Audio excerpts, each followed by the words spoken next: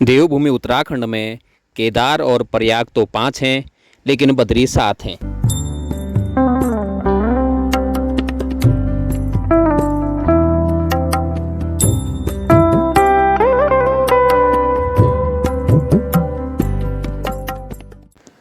एक ऐसे प्राचीन मंदिरों का समूह जिनका निर्माण 8वीं सदी का माना जाता है। यहाँ के लोगों का मानना है कि प्रभु श्री विष्णु ने यहाँ पर सतयुग, द्वापर युग और त्रेता युग 3 युगों तक यहाँ तपस्या की और कलयुग के आरंभ में विष्णु भगवान यहाँ से वैकुंठ धाम श्री बद्रीनाथ चले गए। तो आज हम दर्शन करेंगे उस प्राचीन आदि बद्री के, जिसको सबसे प्राचीन माना जाता है, यानी प्रथम बद्री। हेलो दोस्तों, आप सभी को मेरा प्यार भरा नमस्कार। मैं हूं जय नेगी और आप देख रहे हैं मेरा यूट्यूब चैनल जय नेगी ब्लॉग को। हमारा कारवां फिर से निकल पड़ा है एक नए सफ़र पर। इस कड़ी में हम आज दर्शन करेंगे भगवान विष्णु के। यहाँ एक मंदिर नहीं बल्कि 16 मंदिरों का समूह है, जहाँ वर्तमान में 14 मंदिर शेष हैं और जहाँ की गाथा पुराणों ने नहीं बल्कि पूर्वजों ने गाई है। तो चलो चलते हैं प्रभु के दर्शन को श्री आदि बद्री।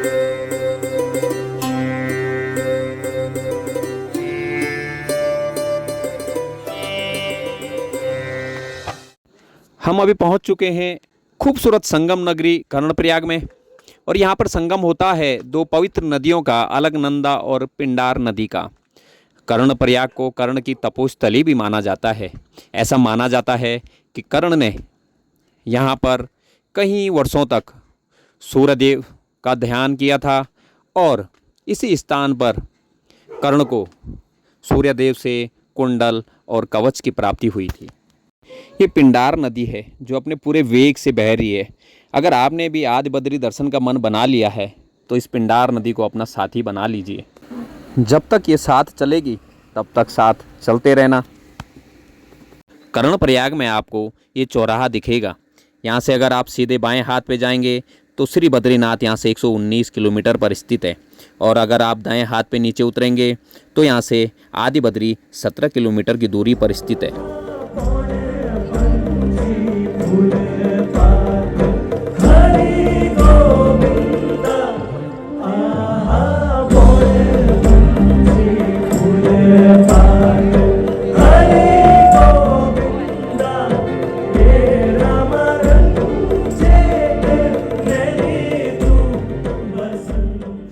सिमली बाजार को जैसे ही पार किया, पिंडार नदी हमसे दूर होते दिखी। मैंने पूछा, माँ क्यों दूर हो रही हो? आगे कौन राह दिखाएगा? पिंडार नदी तपाक से बोली, वत्स क्यों चिंता करते हो? सिमली में ये छोटी नदी मुझ में जो समा रही है, ये मेरी छोटी बहन है आतागाड़, या कोई इसे घटगंगा भी कहता है। इसके आंचल को थाम लो, ये तुम्हें भटकने नहीं देगी, आदि बद्री के दरवाजे तक पहुंचा ही देगी।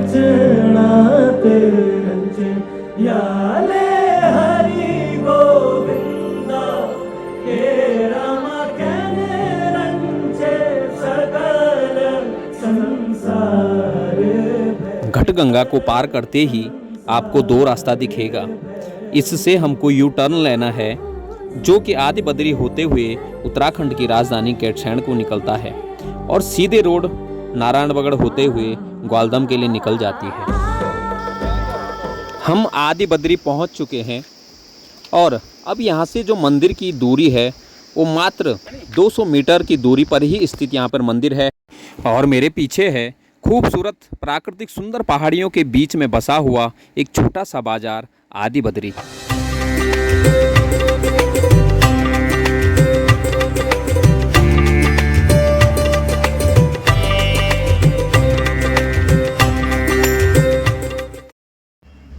अब हम आदि बद्री पहुंच चुके हैं।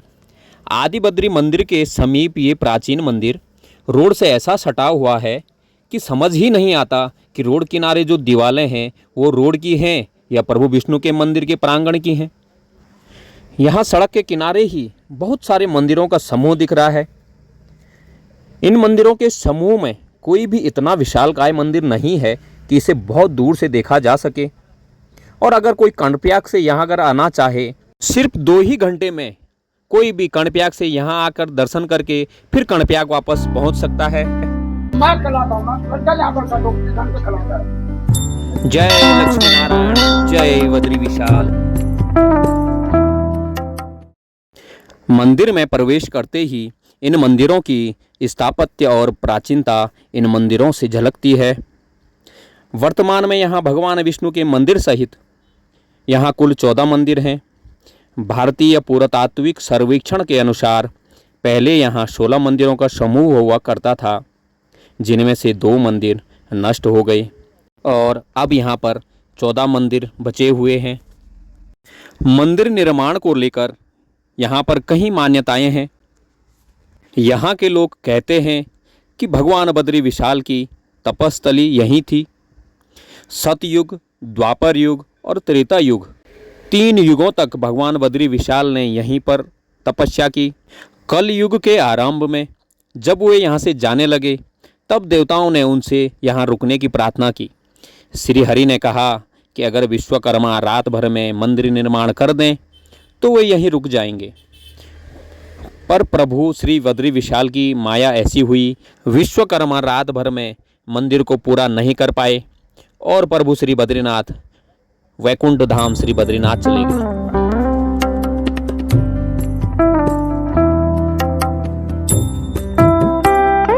एक और मान्यताओं के अनुसार इस मंदिर का निर्माण स्वर्गरोहिणी पथ पर जाते समय पांडवों ने किया था।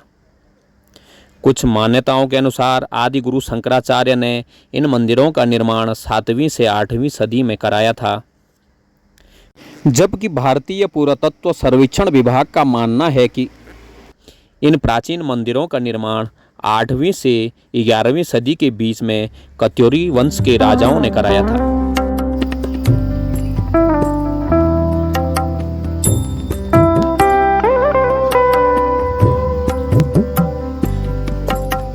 इन मंदिरों का निर्माण इस तरह से किया गया है मानो हर एक पत्थर एक दूसरे के लिए तराशा गया हो।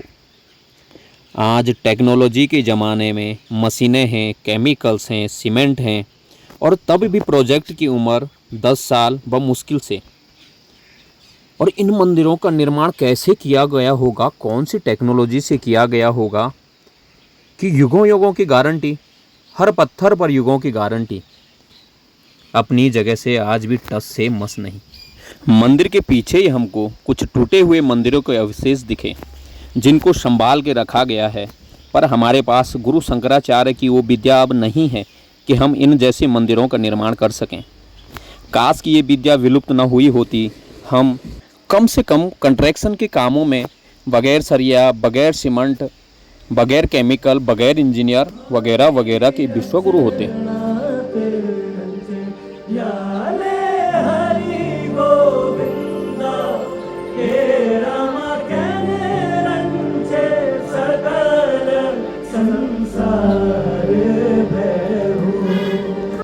प्रणाम जी आपको थपलिया जी। नमस्कार बेटा, नमस्कार। जय बद्री विशाल, जय नारायण, जय बद्री। सर, यहाँ के इतिहास के बारे में जानना चाहते हैं हम कि इस मंदिरों के इतिहास। ऐसा है, ये 5 बद्री कहलाएंगे बाबू, तो पंच बद्री में ये प्रथम बद्री कहलाएंगे बेटा लोगों। आदि बद्री, आदि बद्री, योग बद्री, ध्यान बद्री, भविष्य बद्री और विशाल बद्री। विशाल बद्री मतलब बद्रीनाथ जी।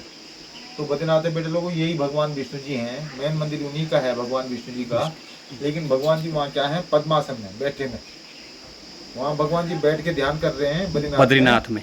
और आदि बद्री में खड़े रूप में विराजमान, यहाँ खड़े रूप में भगवान जी विराजमान है और बद्रीनाथ में बैठे हैं। नियम जो बद्रीनाथ जी का है वही यहाँ भी है। जैसे बोलते अभिषेक मतलब श्रृंगार,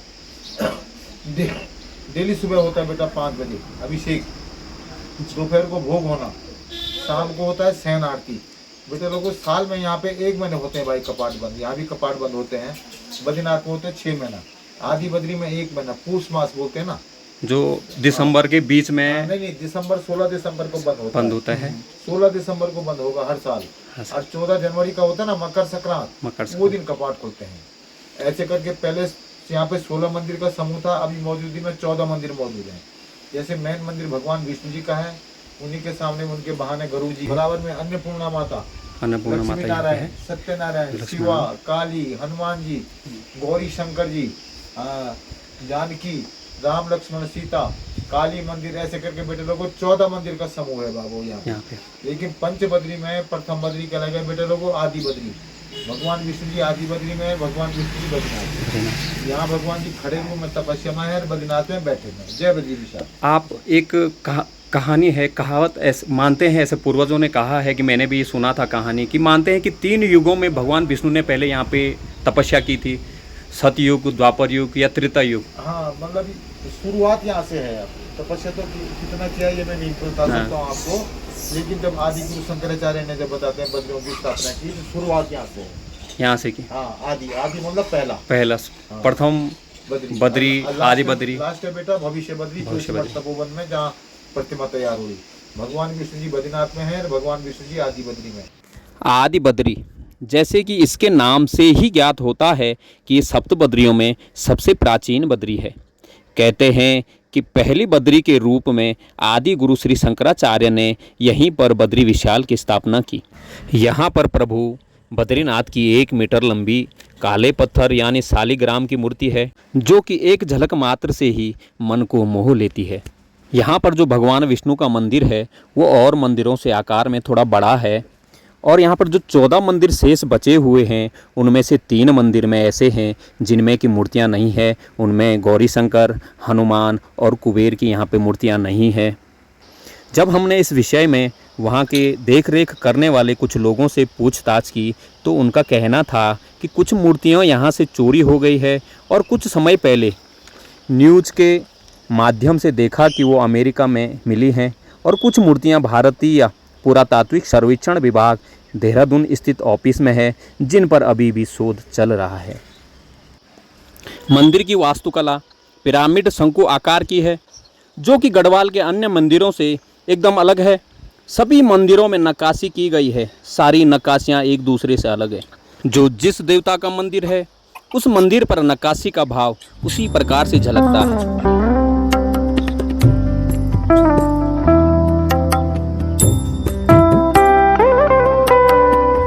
इस प्राचीन आदि बद्री मंदिर का देख रेख का काम भारतीय पुरातत्व सर्वेक्षण विभाग के अधीनस्थ है, और यहाँ मंदिर की पूजा पास में ही थापली गांव की थपलियाल पंडित जी करते हैं, जो कि पीढ़ी दर पीढ़ी पिछले 700 सालों से मंदिर की पूजा करते आ रहे हैं।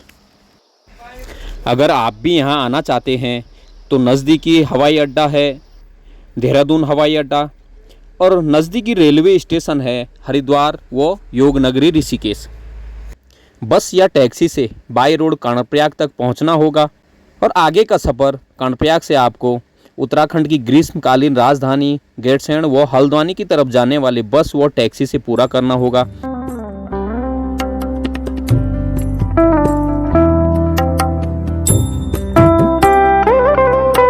आदि बद्री मंदिर कर्णप्रयाग से मात्र 17 किलोमीटर की दूरी पर स्थित है, जो कि आसानी से पहुंचा जा सकता है। मेरा अपने सनातन धर्म के प्रति अटूट विश्वास है, प्रेम है, और मैं इसी बात को आगे बढ़ा रहा हूं और बढ़ाते रहूंगा। अगर आपको वीडियो अच्छी लगे तो लाइक करना, कमेंट करना, नए हो तो चैनल को सब्सक्राइब करना। मिलता हूं बहुत जल्दी एक नई वीडियो के साथ, तब तक अपना बहुत सारा ख्याल रखना। जय लक्ष्मी नारायण, जय भोलेनाथ, हर हर महादेव।